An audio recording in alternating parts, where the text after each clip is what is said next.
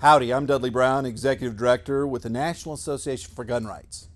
Now, we've all gotten these emails, promises of $100 checks from Microsoft or Nigerian princesses depositing money into our bank accounts, even millions of dollars. What we're talking about is hoaxes and myths. Now, don't get me wrong, the internet's a valuable tool for gun rights activists. We can contact hundreds of thousands of people via the internet instantly and get them activated to save them their gun rights. However, just like any tool, it can be misused. I can't tell you how many times I've received emails from our members asking about SB 2099 or ammo accountability. Gun myths like these can push gun owners off the real mark, which is putting political pressure on politicians. Now, take for example the SB 2099 emails gun owners have been receiving lately. There are a great number of indicators in this email that prove the sender is not to be trusted. Quotes, "This bill will become public knowledge 30 days after it is voted into law." Baloney. I don't trust the scumbuckets in Washington, D.C. either, but a bill in the U.S. Congress can't become law without public knowledge. If this were possible, is there any doubt the anti-gun liberals would use it to immediately enact their gun control fantasies? The only thing stopping them is, frankly, you and your outrage.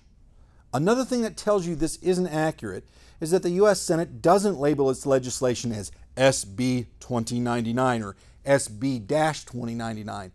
It would simply be S.2099.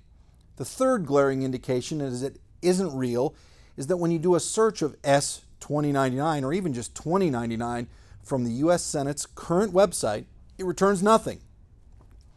I'm a former U.S. Senate employee, so I've got a good handle on federal legislation. In fact, at NAGR, our staff actually tracks firearms-related legislation daily. You can go to nationalgunrights.org and click on our link that says Bill Watch. Now, there is one thing this email did get right, and that is at one time, 2099 was a bill in Congress in the year 2000. It didn't get anywhere and it's not still left alive. However, this illustrates why we exist. There's a lot of misinformation out there on the internet, especially on the internet. And gun owners need a group they can trust who will decipher it. Now, they don't want to be scammed. I can understand that. So you trust somebody. That's why you become members. Now, we need to focus our energy on fighting real threats to our gun rights, and there are plenty of them. So let's not fight ghosts. That's why we believe it's smart to become a member of National Association for Gun Rights, so we can take the time to separate the wheat from the chaff. Another myth that has been receiving a lot of attention on the internet recently is the so-called Ammo Accountability Project. A visit to the website ammunitionaccountability.org would lead you to believe that they were a grassroots conglomeration of concerned citizens and civic leaders. And that couldn't be further from the truth.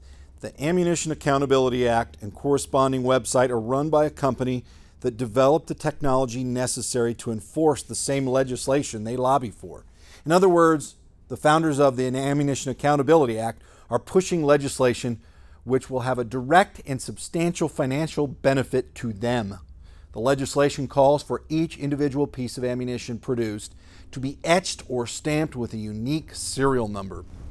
The owners of this patented technology were unable to convince any ammunition manufacturers to use it, so they hired a lobbyist for state-level ammo tagging legislation. They are billing this legislation as a way to stop violent crime by tracking handgun and, quotes, assault weapon ammunition. Not only does this legislation directly aim to financially benefit the technology's owners, but it will push most ammunition manufacturers out of business and make reloading at home illegal. Now, this legislation has been introduced in 18 states in the year 2008. However, none of the introduced pieces of legislation has gotten beyond committee hearings in any state. They have all died, most killed in their first committee of reference. Each of the introduced bills has died on their respective calendars when each state legislative session adjourned sine die. Remember, when it comes to deciphering gun myths on the internet, you need a group you can trust. Visit nagrgunmyths.org, where you can get the latest information on the latest gun myths, and you can get the resources to combat them. Thank you for watching, and remember, front sight, trigger press.